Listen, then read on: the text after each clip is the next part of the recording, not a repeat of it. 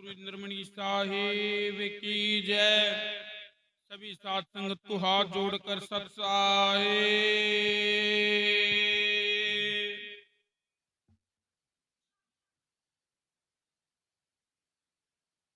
देखो भाई, गुरु की दया से सत्संग में शब्द वाणी गाई जाती हैं। संतों ने इस जीव को समझाया है, इसको बताया है कि भी मालिक का नाम ले, मालिक का भजन सिमरन कर, उससे ये जो जीव है इस मर्तलोक में आया है, काल की गुलामी में आया है, उससे आजादी मिल सकती है। देखो, संसारिक उदाहरण लेते हैं। कल 15 अगस्त है। 15 अगस्त को हमारा देश आजाद हुआ, इस बात को सब जानते हैं। और ये आजादी कैसे मिली, ये तो है नहीं कि ये आजादी उपहार में मिल गई। इस आजादी के लिए हमारे देश के स्वतंत्रता सेनानियों ने अपनी जान की बाजी लगाई, अपने जो जान देश पे कुर्बान कर दी, जब जाकर अंग्रेजों से हमें ये आजादी मिली है। तो ये देखो, समझने की बात है। अगर हम सोचे पढ़ें, पता चलता है कि तकरीबन 200 साल की गुलामी हमने अंग्रेजों की सही। तो देखो, उस गुलामी से तो हमें आजादी मिल गई है, लेकिन काल ने, इस मन ने इस जीव पे जो गुलामी लगाई है, उससे आजादी कैसे मिले, इस बारे में सोचना, इस बारे में विचार करना इस जीव का फर्ज बनता है, कर्म बनता है कि इस जीव को भी इस संसार से, इस झूठे मोह माया से आजादी कैसे मिल सकती है। तो देखो, जितने भी संत हुए, उन्होंने इस जीव को समझाया कि मालिक का भजन सिमरन करके ही तुझे आजादी मिलेगी, ऐसे मिलने वाली नहीं है। अगर ये सोचें कि अपने आप सब कुछ होगा, अपने आप कुछ नहीं होगा। देखो, अंग्रेजों से गुलामी जब थी, उससे आजादी लेने के लिए भी प्रयास किया गया, बहुत मेहनत लगी। ऐसे ही अगर काल से आजादी लेनी है, इस मन से आजादी लेनी है, तो मेहनत लगेगी, प्रयास लगेगा। इस बारे में सोचना जरूरी है। देखो भाई, एक शब्द में बताया है, यहां तो आया बंदे भजन करने, कौन बुद्धि होई तेरी, माया देख के होया दीवाना, कर सतगुरु ते चोरी। मन कहाँ लगा लिया रे, गुरु से क्यों तोड़ी। जो मन संसार में लगाया है वो गुरु के वचन में लगाना पड़ेगा, तब आजादी मिलेगी। ये समझने की बात है। ये नहीं है कि भाई नित्य नेम हम सत्संग में आए, मन हमारा संसार में पड़ा रहे तो आजादी मिल जाएगी, तो भी बात बनने वाली नहीं है। कबीर साहिब की साखी है, आसन मारे मर गया, मरी न मन की आस, जू तेली के बैल को घर ही कोस 50। जैसे आप सब जानते हैं, पहले कोल्हू हुआ करता, अब तो काफी मशीनें आई हुई हैं जिनसे तेल निकाल लिया जाता है। तो जो कोल्हू को घुमाने के लिए जो बैल होता था वो उसके इर्द गिर्द घूमता रहता था, उसके आंख पे पट्टी बांध दी जाती थी ताकि इसको दिखे ना, चक्कर ना आए। वो सुबह लगता था और शाम तक उसी जगह घूमता रहता था। ऐसे ही महाराज जी साखी में समझाते हैं, सिर्फ आसन मार के बैठ गया, सोचता ऐसे बैठ के मालिक का नाम लूं, और मन में हरदम विचार नहीं किया, जो मालिक ने जो शब्द दिया है उस पे विचार नहीं किया, अपने कर्म नहीं सुधारे।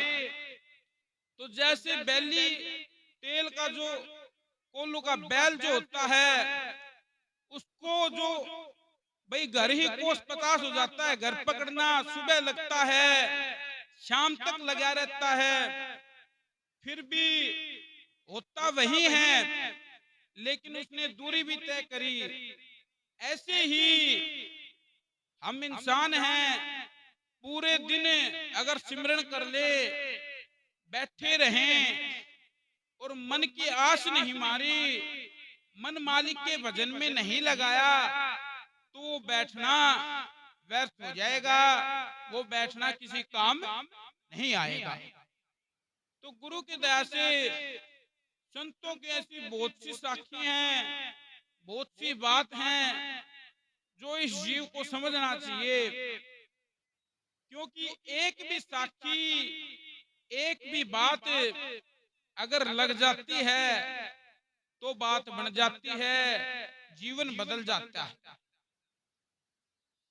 कहते हैं हमने बाणी इतनी कथी, जितना बाड़ू रेत, 3.5 हाथ के पुतले का एक नाई हेत।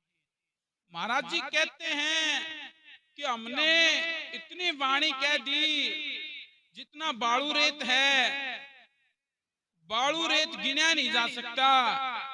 ऐसे ही संतों की वाणी जो इतनी है कि गिनी नहीं जा सकती, लेकिन संसार में आकर मोह के चक्कर में फंसकर, माया के चक्कर में फंसकर इसको एक वाणी भी नहीं लगती, एक वाणी भी हेत नहीं आती। और जिनको एक भी वाणी लग गई उनका जीवन बदल जाता है।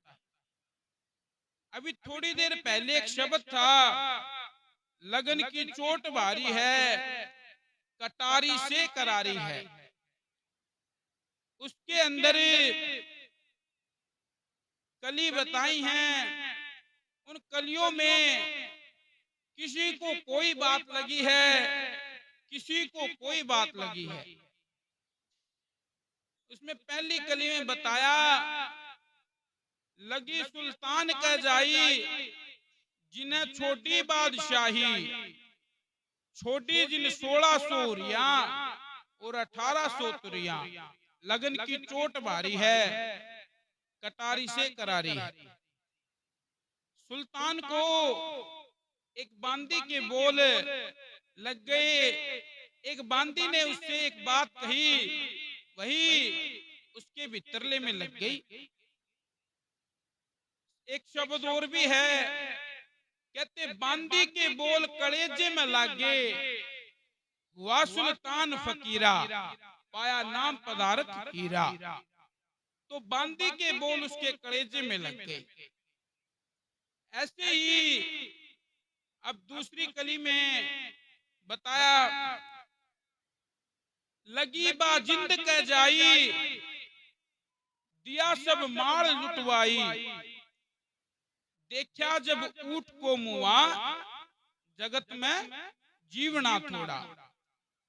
देखो ऐसे समझ में नहीं आती, लेकिन कोई बात लग जाए तो बात बन जाती है।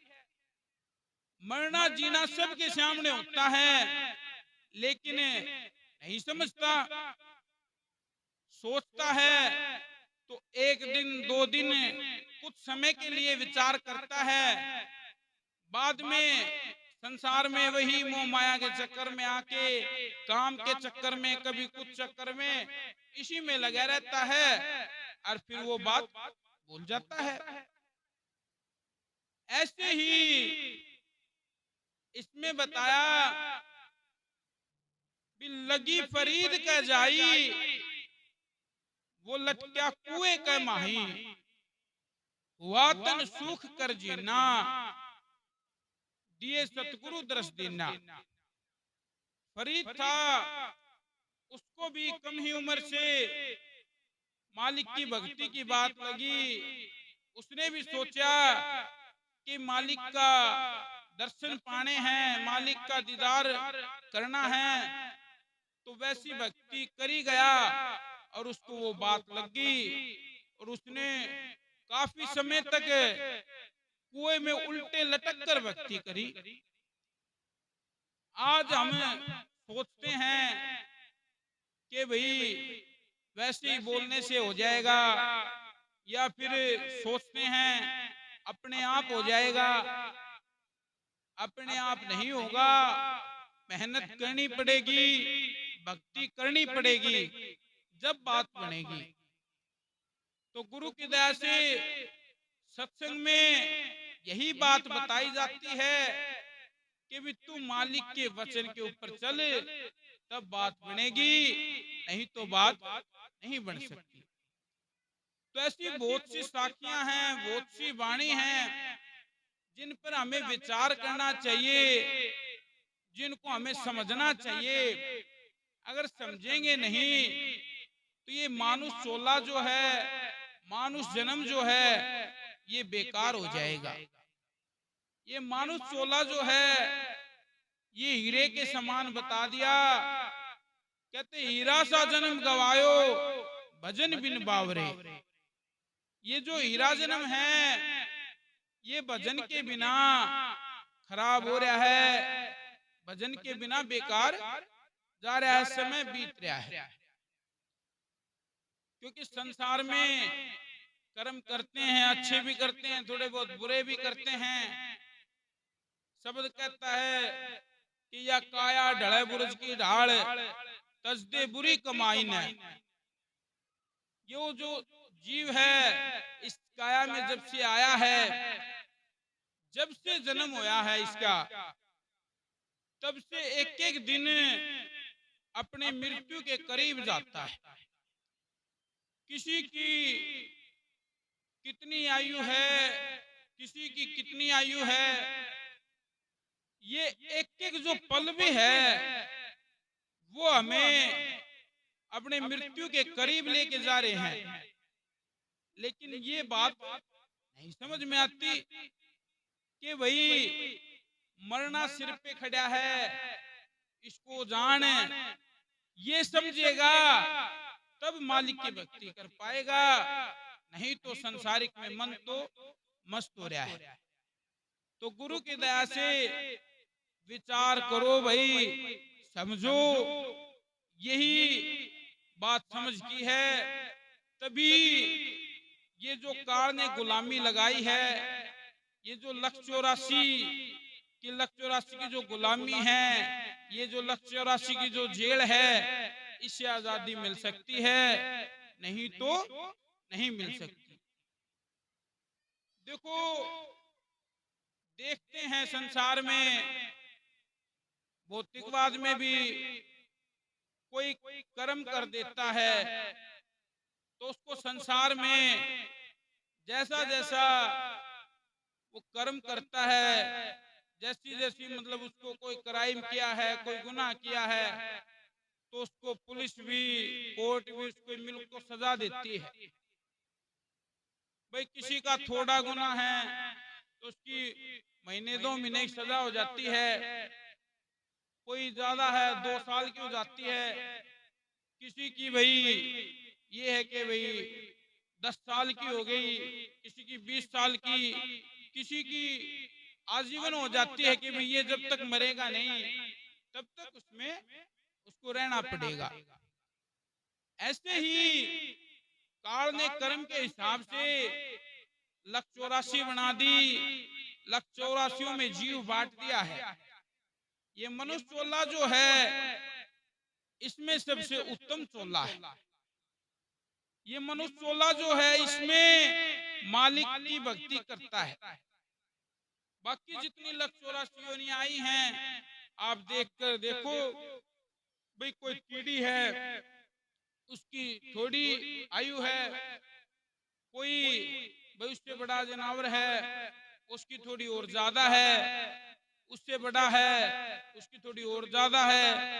ऐसे ही ये जो हर भाई पशु है, पक्षी है, या कोई भी जीव लक्ष्य 84 के अंदर आता है, उसकी अलग अलग जेल हो गई है, अलग अलग उम्र जो है उसकी बताई गई है।